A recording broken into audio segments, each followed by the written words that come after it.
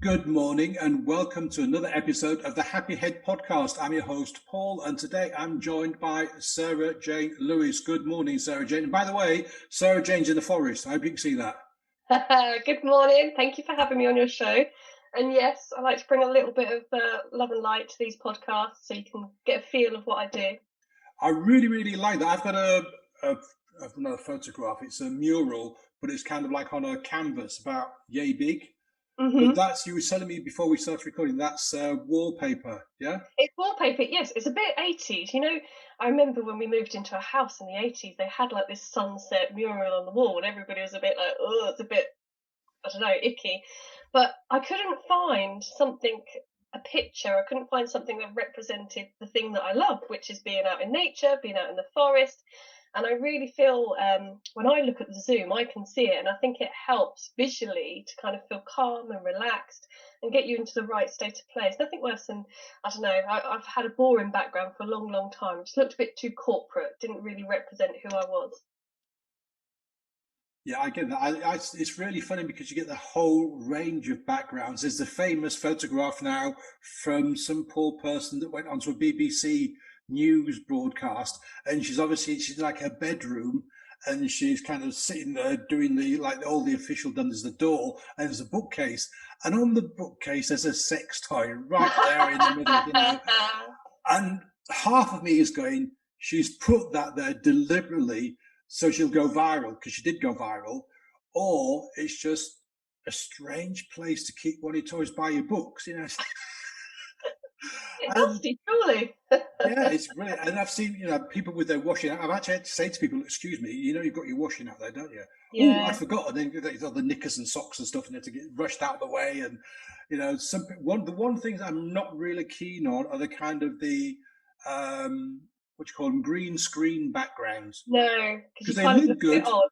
they Yeah. look all right, but as soon as you kind of move one way or the other, you get this big kind of like disturbance, and you can see straight away that it's not right. It takes a bit of skill to get a really good green screen background. So I like that one. It's really cool because it's. Thank you. Thank you. So what are we going to talk about today? What shall we talk about? Anything and everything, a complete open book. What's on your mind at the moment? All What right, do you recommend? have you written a book? No, I would love to. I have got so many women around me at the moment that are fellow coaches, kind of in my orbit, that are writing and publishing books, and I'm just watching the process of what they go through, and it's phenomenal, and it's just something that's definitely on my radar for the future. Seeing these women and kind of what it means to them and how they've put their books out there, their stories. Yeah, I keep threatening to write one. My coach said I've got enough material from all the posts and things that I've done and the videos that I don't actually need to write a word. I just need to kind of collate it all and sit there and kind of put it into some editable format so that it kind of flows. And I'm thinking Mhm. to myself, you know what? That sounds like harder work than actually sitting down Just sitting and from writing. scratch. Oh, but I think there's so many more opportunities now to put yourself out there, like we were saying with the podcast, with your social media. Writing a book doesn't seem like a huge feat anymore. It doesn't seem impossible for just your average person to get their word and their story out there. Well, let's be perfectly frank here. A lot of these books that are coming out are not going to win a Pulitzer Prize, are not going to win any kind of literary prize, are they? No, maybe not, but I think it's some sort of personal accomplishment that you are able to share your story, and even if it helps a handful of people, like hundreds of people, that's better than it being just inside you. So I do think it's worthwhile to do. Yeah, like I say, we're not all going to be kind of worldwide famous publishers. We're not going to be, what's her name, the Harry Potter lady. I can't think of her name. J.K. Rowling. Yes, I mean they're extraordinary people, aren't they? Those types of authors. But I think to ordinary people being able to share their story, I think that's really powerful. It is, and I was being a little bit facetious. I think the problem for me is getting started. Once I get started on it, I'd probably be okay. But it's the thought of, oh my God, a 200-page book.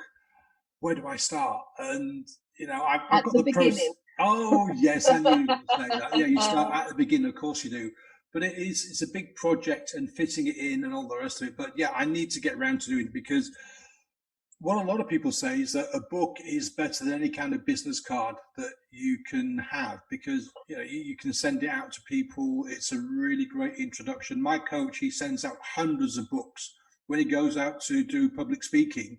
He'll take a Mm. big batch of his books with him, and he'll actually give them out to people. Definitely. I mean, the number of people that I've then gone on to follow or maybe buy something from them because I've read their book, I do think it's really powerful. Although I did speak to a publisher a few months back, and he told me off for using that term to use it as a business card. He said that should never be your intention. And I was like, oh, but it seems to work as in regards to as a first port of call, that kind of low value investment. Somebody gets to know you and then they're more willing to then work with you in the future. So I think it works. But this publisher was adamant that when we do write a book, it should have a bigger purpose, a bigger mission rather than a business card. Yeah, I think he makes a good point, because when you think of it, a business card is a little rectangle of paper with your name and your phone number and maybe an elevator pitch of a few words. Hmm. Where a book is much more than that. So he has got a point. If you come out with the intent of creating a business card of 150 pages, it isn't going to be much of a read. Whereas No. if you sit down and deliberately write a book to tell your story, share your methods or whatever, then yeah, that's a different approach. And I think he's Hmm. got that publisher has a point. Absolutely. Mm, mm. No, interesting. So, what would your book be called? Oh, don't. There's been a variety of titles banded around. And initially, I've got the outline for a book on imposter syndrome, because that's kind of thing that I focused in on, that I've got a Hmm. lot of help. I've helped people a lot with over time, because it comes disguised in a variety of different things. I mean, my favorite one, this little sort of thing I created, is called the Devil's Triangle. Hmm. Because it sounds really kind of spooky and a bit out there. But if you picture a triangle, Hmm. and then down one side you've got procrastination, down Hmm. the other side you've got perfectionism, and Hmm. across the bottom you've got paralysis. So you've got the three P's at Devon Triangle. Now you could say the bottom one would be overwhelm rather than paralysis, but that would spell pop, and that's not kind of scary. And then inside the triangle, you've got all the things like fear of failure, fear of success, comparisonitis, because all of those things, in my view, are symptomatic of imposter syndrome, that you Hmm. feel you don't deserve or you're not worthy of X, Y, or Z. Yes. Yeah. Yeah. And so that's just a very, very simple way of kind of describing what imposter syndrome looks like and feels like. And it's really interesting, because I was listening to someone, well, a couple of months back now, and he was kind of saying imposter syndrome doesn't exist. And I was Oh saying, no, well, it certainly wrong, does. sunshine, because it's been around as a name since the late 70s. There's some American researchers were doing work, and Hmm. they're the ones that coined this phrase, imposter syndrome. But it's been there forever, Yes. disguised differently under different terms. But yeah, it's been around for a long, long time. It's not a new thing at all. The phrase is relatively new, the 70s, but the actual thing and the feelings have been around forever. And I think the powerful thing with that is that now with social media and this connection with everybody that we're embracing, is you're realizing that everybody has it. Even I don't know, the Oprah Winfreys of the world and the kind of superstars that you think are fallible, like they can achieve and do anything, but they all also have this kind of dark side to them as well, this fear. So Absolutely, yeah, mm, absolutely. The former First Lady, Michelle Obama, she's oh talked yeah. a lot about her imposter syndrome throughout her entire life, Mm, because, being a woman and being African American, going up against all the discrimination, she's kind of been told, in inverted commas, that she wasn't worthy, didn't deserve it, and yet she's had to struggle through all that to get to where she was. Incredible. Meryl Streep, I think it was Meryl Streep. She talks about turning down going for auditions because another person would be there. She's going to be there. There's no point, because she'll get it the role. So I'm just going to waste my time. I'm not going to drive all the way across town to go for this audition because she'll get it. it's just a form of protection, isn't it? It's protecting you in some weird way from rejection and humiliation, and you kind of word it to yourself, well, best not put myself out there just in case. So I'll stay in my little corner and then I won't disturb anybody or hurt anybody or make a fool of myself. Absolutely. I mean, our challenge is our society has evolved far faster than we have. We still have the Mhm. fight, flight, or freeze response. We imagine there's a saber-toothed tiger behind every bush. Now, of course, in most parts of the world, we don't have predators hiding behind every bush, but our brain doesn't know that. So Mhm. if there's an audition that you would really like to go to, but you've heard that another person at the same level as you or higher is going, your brain goes, ooh, fight, flight, or freeze. We're going to get eaten alive here because we'll make a real fool of ourselves, or we'll do something Yep. really stupid, or we'll make a mistake. Let's not go. Let's find an excuse. And so Definitely. it's this primordial protection device inside us that says, don't put yourself out there because you're going to get eaten. No, and also experiences that have happened to us growing up as children, they're very much still kind of in us. So our brain, I very much believe our brains are like very sophisticated computer programs. And when a certain scenario comes up or situation, it goes, right, right, this is the program I need to run. Okay, this is scary as hell. This is what happened before. This is what will happen if I do it. And you almost go into this autopilot. You've relived the event, but in certain different circumstances as an adult, but they're based on things that have happened to you as a kid because somebody did something to you Mm. that humiliated you. Or, I mean, as a kid, I was going into assembly once and these girls pulled down my trousers in front of the whole school. I mean, that like stays with you. And then you think, well, if I go on stage at a big conference, somebody might come and pull my trousers down in front of loads of people. Your brain, harvests these memories and relives them, Mm. um, even if you're not aware of it. It's quite bizarre how your brain works. Oh, yeah. I mean, what's the word, the one word we hear more than any other word ever? One word: fear, failure. What do you reckon? No. What if? No, no is the word we hear as No. children, particularly. That is the Yeah. one word we hear more than any other. No, don't do that. Yeah. It's too big, it's too tall, it's too hard, it's too Too whatever. risky. You might hurt Too yourself. risky, you might Yeah. hurt yourself, might fall down. Don't be silly, don't do this, don't do that. No, no, no, no, no, no, no.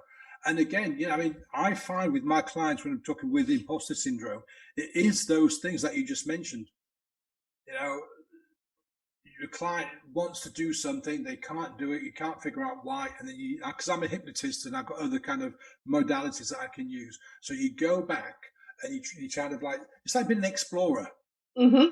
Imagine you're a 19th century or 17th century or 15th century, doesn't really matter, and you sail across the ocean and you come to this new piece of land and the broad, broad river. So the sea that you've just crossed, the ocean you've just crossed, represents just life in general. And Mhm. then the river represents going back into your mind to kind of find out what this thing is. And you go down the river, and it starts to get narrow and narrower and narrower. So you've got to get off the boat and you start walking along. Mhm. And eventually, over time, you will come to the source of that river. That might be a waterfall, it might be a spring, or it might be a massive, massive lake. Mhm. That thing is the root cause of Yeah. what is stopping you from doing whatever it is you want to do. And quite often it's remarkable how it's such a silly little thing. Like you mentioned, you're Mhm. somebody pulling your pants down on stage, Yeah. or a teacher throwing a rubber at you, or a parent going at you for doing X, Y, or Z.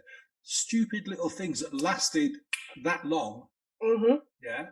But our memory goes, fight, flight, or freeze. Yeah. That I remember happened. That was that. really Like, scary. I don't want that yeah. to happen ever again. So it piles on all this baggage and Yes. makes that silly little tiny event the most horrendous thing ever. And now Yeah. over time, we forget it. But the subconscious mind hasn't got it. It's got it packed away there somewhere. So whenever Ready. you try Yeah. and do that again, it doesn't let you. And you don't why. You don't know why. It's just No, your and this subconscious is. goes, that's it, that happened. Remember, you stepped on that stage 25 years ago and the kids pull your pants down. You know what's going to happen now, don't you? If you step on that stage, somebody's going to come behind the screen and they're going to go and pull Yeah. your pants down and you're going to look like an idiot. Now, you don't think that rationally. You just come up with, oh, I'll get stage fright, or I'll mumble my words, or I don't know my material well enough, or X, Y, or Z. So you don't do it. No, no, and that's what I find really powerful with kind of life coaching and meditation and Reiki healing is that you can help people shift those stuck emotions, those stuck energies that we're just on loop cycling in kind of our energy fields again and again. Like you say, subconsciously, we're not aware, but it just helps things flow, and just you to be more at ease with who you are, what you're meant to be. So when you do get to those scenarios, is you're a lot more comfortable. But it takes a lot of work. I mean, I don't think there's anybody that is not 100% okay and happy in regards to how they are, how they present themselves. I think, like you said, everybody has an element of imposter syndrome. It's just to what extent they have it. And I think some people learned to just fight through it, just like it's there, but I'm still going to carry on. And there's other people that it just cripples them and they don't do anything with their lives, and they just don't achieve anything, even though they have the potential to. Yeah, I think a lot of it is down to nurture and nature. Hmm. What I mean by that is they say that if your parents are alcoholics, you're born to an alcoholic parent, yeah, you have the what's it predisposition in your genes to become an alcoholic. Now, that doesn't mean to say that you will. It just Hmm. means that there's a gene or there's a setup. Let's call it, using a computer analogy, your computer is set up to have a strong possibility that you may also become an alcoholic. But that Hmm. doesn't mean you do. That something may happen during your early years that snaps out of it. There's a famous story, and then, again, I think it might be one of these urban legends where there's two young men been interviewed. They're in say 25 each, and one of them is super successful, got all the trappings of success. He's really happy. He's got a beautiful family, beautiful kids, runs a business, blah blah blah. And then the brother is in prison. Yeah, all sorts of horrible crimes. And they interview both of these, and the first one goes, "Well, the guy in prison goes, look, my dad was an alcoholic. He was always in trouble, and so what else could I be?" They interviewed the other guy, and he goes, "You know what? My dad was alcoholic. He went to prison. He was always in trouble. What else do you think I could do? Not be that person. So Not it's be a that choice, person." really. So It's they a choice. both of them grew up in exactly the same circumstances, but one of them they both had the same predisposition to go down the same route as the father. Hmm. One did go down that route because of the choices that he made, and then the other one didn't go down that route. Now, there's obviously lots of things we don't know. For example, maybe the one that became successful found a mentor or a coach or had a series of really good experiences. Maybe the one Hmm. that ended up in prison um, kind of fell in with the wrong crowd at a very, very early age. That we don't know. So there's a mixture, but there is definitely decision making involved along the way. But you saying that, I think that is key, is the people that we have around us are hugely influential, whether they're good or bad. And it's having that knowing, I guess, and awareness that if you surround yourself with bad people, the chances are you're going to be one of them, because we're tribes, we want to fit in, we want to be accepted. But if you surround yourself with positive people, happy people, successful people, people that have overcome adversity and are living their truths, that will just rub off just naturally. And that's what I tried to do. I mean, I very much had that upbringing where it was a bit rough, it was a bit hard, it was not fun. And I was told as a child, like, life's not meant to be fun, like, you have to work hard, it's stressful, kind of like count the days off until you die, because what's the point? Honestly, very, very bleak. Um, and I just knew there was more. Do you know what I mean? I knew, and it wasn't a snobbery. It wasn't like I thought that I was better than anybody else. I just wanted something different. I didn't want to accept that as my life. So I seeked out that alternative. And now I've just got the most amazing people around me that have just had rough as hell lives, but have just moved forward in such a way that is inspiring and just gives me hope that abundance and happiness and joy isn't kind of an end goal, but it is possible for all of us, and it's the journey more than anything.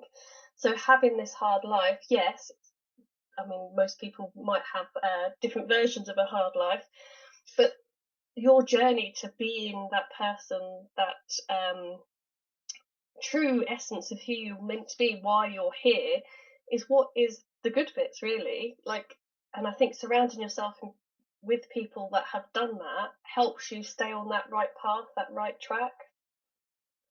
Yeah, absolutely. I mean, if you look at the number of successful people who have either parents who encourage their child to do different things. Richard Branson springs to mind, 'cause I've read his book, Losing My Mhm. Virginity. It talks about how his mum and his dad both encouraged him to do what things that we would probably be horrified now. Like he'd say to his mum, I want to cycle to Brighton. And he lived about 50 miles from Brighton. She'd say, yeah, off you trot. And he would. He'd get on his bike as a 12-year-old or whatever, and he'd cycle to Brighton, spend the day in Brighton and cycle back. And stuff like this. Most Mm. parents would faint today, if their kid suggested, Mum, I want to cycle 50 miles away and back. Mhm. I'll see you tonight. No, you're not. You can go with this person or that person, or I need your phone. I need you to phone me every 10 minutes and all the rest of it. Yeah. And it's bizarre because when I was a kid, I was very much a loner. And I can remember we went on holiday to Scotland when I was about, I don't know, 14 or 15, somewhere around there. And it was a little place on the bottom left-hand side of Scotland. Not a lot happening, very quiet little place. So I'd just say to my mum, right, I'm off, I'll see you tonight. And she'd Mhm. give me a little bag of some sandwiches. And basically, I would hitchhike. Oh, wow, I'd go, really? I'd leave the cottage, I'd go to the end of the road, I'd stick my thumb out, and people would give me lifts. And I got to meet a real great bunch of people, and they'd say, "What are you doing?" I'm on holiday. My mum and dad and sisters are down the road there. So, Mhm. what do you want to see? Well, I've got my camera. Can we take some? Yeah, go. I'll drop you here. Go down there, turn right, and you'll see X, Y, or Z. And Mhm. some of the amazing, beautiful landscapes and things, that you just wouldn't normally see. A tourist wouldn't normally see unless you kind of were guided by a local. And I met some brilliant people. I got soaked several times, but what the hell, it doesn't matter. And but if you think today, most parents No, no, do definitely. that. Well, it's fear, isn't it? I think it's access to a lot of information. I think media in general creates a world where we should be scared of everything. Mm. I mean, the news day in, day out is like the worst case scenario of this, that, and the other. I mean, popular kind of happy stories are kind of here and a few between, aren't they? People crave connection, but they're scared to put themselves out there because of what if? What if I get murdered? What if I get raped? What if I get killed? What if this? What if that? Because that one story that resonates in our head about the person in, I don't know, the mountains in Scotland fell off and killed themselves, like one person out of the millions of people in this country. We remember these things because media is constantly perpetuating this scaremongering. So we don't live life to the full because what if? What if I did that and the worst case scenario happened? Yeah, the thing is, we have this propensity to want bad news.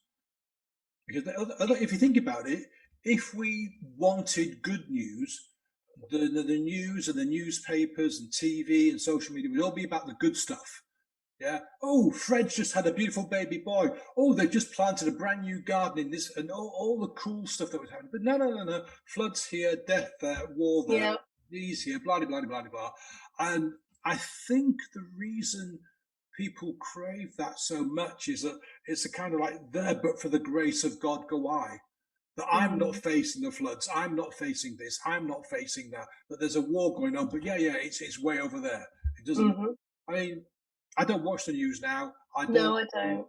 No. I've got a phone like everybody, and I allow myself 2 minutes in the morning, literally 2 minutes in the morning, to check the headlines, and then that's it. Yeah, Yeah, make sure the this world's not is ending. like this will make you smile. I didn't even know the Olympics had started. No. I didn't even know the Olympics had started. Yeah, and it's just because I was flicking through the headlines this morning. And you went, "Oh, we've won some golds." Because Mhm. England, yeah, GB only ever wins about 6 gold medals every Olympics. Yeah, so it's always a big deal when we win a medal. I didn't know, and I think that is so important. People wake up to bad news, they go to work to bad news, they go through the day to bad news, and they come home to bad news because.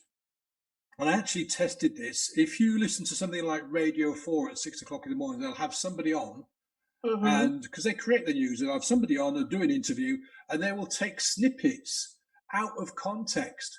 Yeah, and they'll become the news throughout the day if nothing else is going on. We Oh. had Paul Wilson on this morning. He was talking about the politics of blue cars. and he said that blue cars are horrible. Paul Wilson hates blue cars, and then throughout the day he'll get more and more and more attention, and they'll bring Mhm. people on. Paul Wilson's an idiot. Blue cars are fine. There's nothing wrong with on people that because there is always someone that has a contrary view. It doesn't matter what it is, Yes, yeah. whatever the subject is. The news outlets can find someone and will find someone to go against your view all the time. And that's correct. It is just somebody's point of view. It's not necessarily fact. And same as you, I don't listen to the news or buy newspapers anymore unless I get featured in one, like the Telegraph a few weeks ago. And the local paper, I went in and I was like, oh my God, I'm in the paper. That's about the only time that I will kind of pick up a newspaper. Um, but it's to protect myself, because if I listen to that, plus everything else that I've got going on in the world, it just saturates you in negativity. And I think from an energy point of view, as a holistic energy practitioner, it just keeps your vibe down. It keeps kind of your energy levels down. And then you kind of wake up and think, well, what's the point? What's the point in being motivated to Mm. try and help people? What's the point in creating a business? I only have taxes to pay, and the government are going to rip me off with that. Or you just keep in this space and this vibe, this energy level that doesn't serve you or anybody. So to protect myself, I know roughly what's going on in the world, and I'm not being ignorant. It's a case of, actually, I'm going to create my own world. My view is that the world is lovely and happy. And yes, we've had a rough year, rough 18 months. But in actual fact, so many positive things have come out of this. How many more people are connected? How many more people are chatting? How many more people are learning and improving their education? Maybe their spiritual journey has awoken, because they're like, well, what's the point of all of this? Because we've been busy, busy, busy, and then we were forced to stop.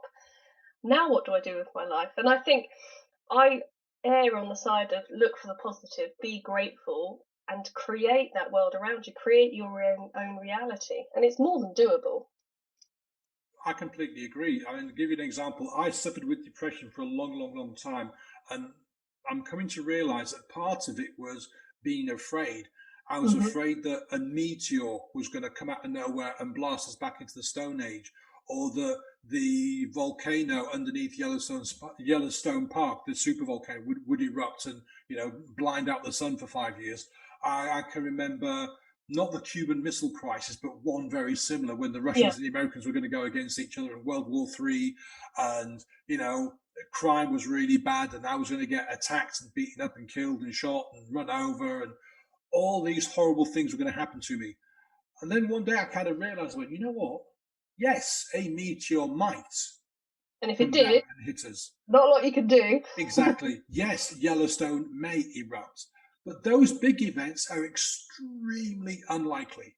Hmm. Extremely unlikely. That was the first thing I realized, and then all the other stuff, the human kind of stuff. Well, yes, they could happen, but how does worrying about it help me?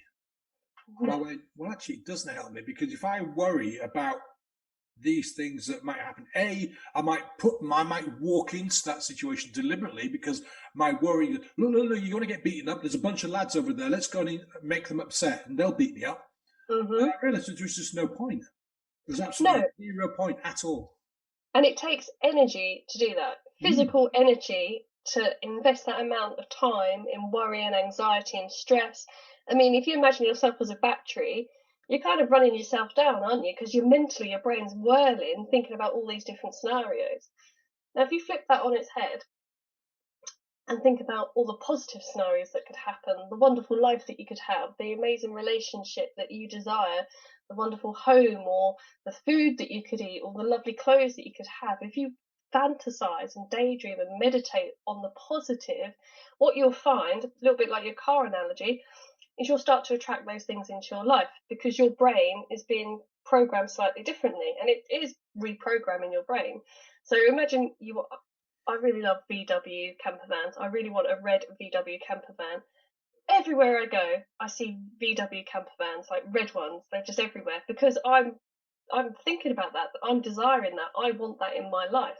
And the same goes for all these other aspects about having a good job, a good relationship, a lovely family, just a happy life. If you focus on that, you'll gradually magnetize and pull them in.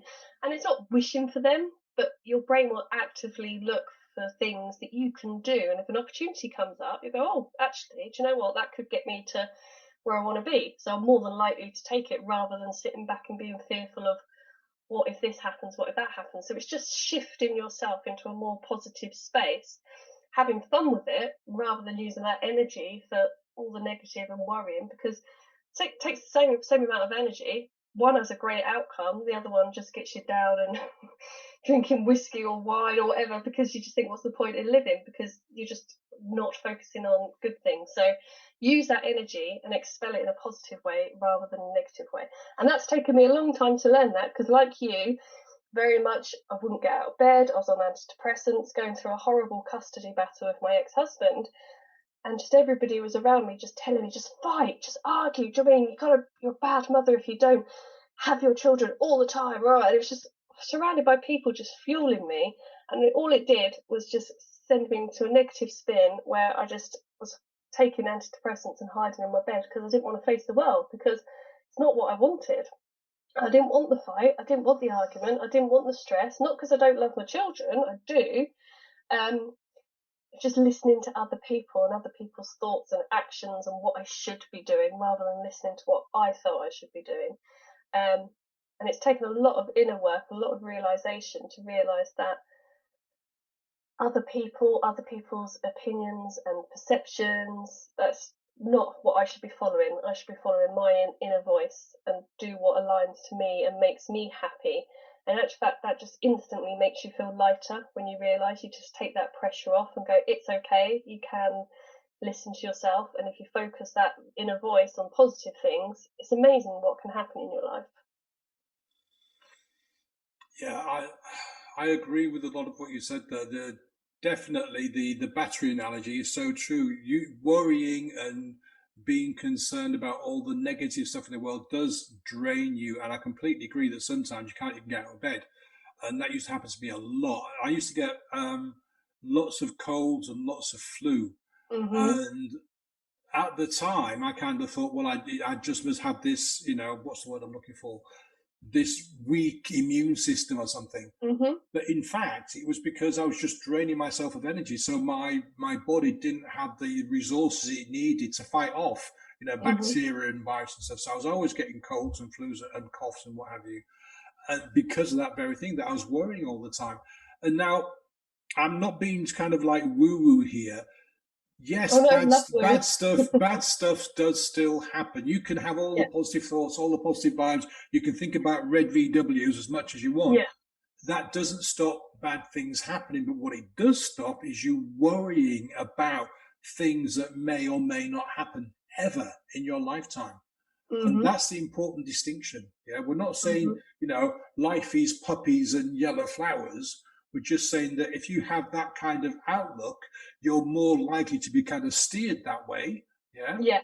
it doesn't preclude you from, being run over by a bus or a brick No. falling on your head or whatever. It just means you don't wander down the street every minute, every second, looking around, going, "Oh my God, a brick might fall, or a tile might come loose, or a dog might bite me." Yeah, You're just not living that, in fear. that's the difference. Yeah, Yes. and I want to be really clear here. We're not talking about, oh, we living through, it's sort of looking through rose tinted spectacles. No, no, no, no, definitely not. If anything, having a mindset is more positive actually sets you up to fare these hard times in your life a lot better, because you Mm. can see it from a different perspective. You're not just seeing it from woe me. You're going, right, actually, this has happened. It's shit. I'm strong enough. I've been through stuff. It's only this moment in time. I can get through this. It allows you just to break it down and deal with it day by day. And as you say, shit will happen and you have to deal with it. But how you deal with it, that's the difference. Yeah, and if you can deal with it without the worry aspects as well, it gives Mhm. you more energy to be able to deal with whatever you're going to deal with. Like, this last 18 months has been very, very difficult for lots and lots of people. Businesses are closing, people have lost their jobs, and all kinds of things. And on the flip side, it's been very good for lots and lots of people. So what I'm saying is it's been a mixed, how can I put it? It's been a mixed scenario, Mhm. good, bad, and indifferent. Some people kind of, supermarket workers, Pre-pandemic they were stacking shelves. During the pandemic they were stacking the shelves. At the end of the pandemic they were stacking shelves. Um, Lots of train drivers, cab drivers, bus drivers. Again, same thing. Pre-pandemic they were driving people around. During the pandemic, and so on. But Mhm. there are lots of other people that have had their lives completely kind of shuffled about, and that hopefully has given them the opportunity to kind of, like you were saying earlier on, about kind of like looking at things and reviewing what they've done. Everything affects people differently, and the only difference is how people decide to look at their situation. And the classic, glass half empty, glass half full. You Mhm. can go, oh my God, I've just lost my job. I'm in debt. I'm stuffed. Or you can go, I've lost my job. I'm in debt. I need to find a solution. Mhm. Mhm. Same situation, Yes. but two Different different ways perspective. of looking at it. And one way is going to give you much more opportunity to find opportunities to get yourself sorted out. The other way, and again, using your thing earlier on, it's going to, the two bottles of wine every night or a bottle of whiskey Mhm. because you can't Mhm. find a way out, or you Yeah. think you can't find a way out. Yeah. Precisely. And we're all human. We're all the same, but we're all different. We are, and I think that is the beauty of surrounding yourself with people that have overcome so much, because you can see the strengths, you can see their personality traits that have allowed them to just hold on and just keep moving forward. I know some people that were made homeless when they were 14 and they were abused, and they've had failed marriages and failed businesses and made bankrupt and reinventing themselves and have started a new business, helping so many people. And I kind of feel like, in some ways, these things are meant to have happened to you in a little bit of a woo woo sense. Is that how can I help somebody overcome adversity if I haven't been through Mm. adversity myself? So I know what that feels like. I know what that looks like. I know how the steps it takes. And it's not saying this is the cookie cutter approach to it. This is what you need to do, but it's being able to have that empathy and understanding to work with that person on a one-to-one basis in order to help them get through it. And I think people need to be hopeful and just need to understand that anything is possible. Like you said, the perception, if your perception is half the cup is half full. And I think that will see you through so many different scenarios in your life. And seeking help. When we sit and struggle on our own, yeah, life's going to be tough. Seeking help definitely makes you kind of accelerate that process. I wish I'd known that years ago. I wish I'd, in my early 20s, found that yoga guru, or I don't know, that meditation guru, just to help deal with the complexity of life and maybe be a little bit more mature. But seeking help would just pay dividends in the long run. So, Sarah Jane, you mentioned about strengths a few seconds ago. What are your strengths? I would say my strengths are definitely empathy. I think I've overcome an awful lot in my life, and seen different scenarios and been in different situations. And I think that allows me then to connect with clients, to understand where they're at, how it feels, and allow where I'm at the moment, how I've overcome that, to give them some hope, to give them some guidance, to give them some coaching on the steps they need to take. I love working with women, especially women that have ideas and ambitions to have their own business, because sometimes that could be really overwhelming about where to start. You have this amazing idea, but don't know the foggiest about how to set up a website or a lead magnet. Um, but sometimes that's not the thing that stops them. It's the belief, the self belief, it's the confidence. So, using the Reiki skills and the meditation skills, I incorporate that into my coaching so people start working on themselves in order to move forward, because that's usually the blocker is, I can't do this, I'm not good enough, I'm not capable, there's somebody else already doing it in the world, I shouldn't do it. And a good way to look at that is another coach that I work with, she said hairdressers don't think like that. You go off, you learn to be a hairdresser, and you set up a salon, and you become a hairdresser. But when you're coaching, or you've got an idea for something, you put yourself in a space where you think, oh no, there's one person out there that's doing it, I can't possibly do it. And it's like, no, be that hairdresser, just go out and do your thing, because You as a person, you are unique and individual, and that's what people buy into. So I think it's just my strengths are with the empathy and the tools and the skills that I have accumulated. I've invested quite a lot of time and energy to kind of get myself where I am today. So I understand the benefits of having those mentors, those coaches in your life. And I think the other skill is just positivity and just determination. Like, I know I'm meant to have a great life and I will have a great life. I am having a great life. And I think it's helping people just see life with slightly differently, with a slightly different lens, so they can go out and enjoy what they have. We're not all meant to be CEOs and drive Lamborghinis and have like a 10-bedroom mansion. It's actually helping people realize they are rich already. They've got a life full of amazing things. And just because they haven't got that one thing doesn't mean that they failed or they're not a success. So yeah, I love working with women that want to start their own business, and being a divorced independent mum of 2 kids. Like, I know what it's like when you're kind of not down and out, but you have to start life again. And starting life again can be really hard, but it's also the best thing I ever did, and it definitely has taught me an awful lot about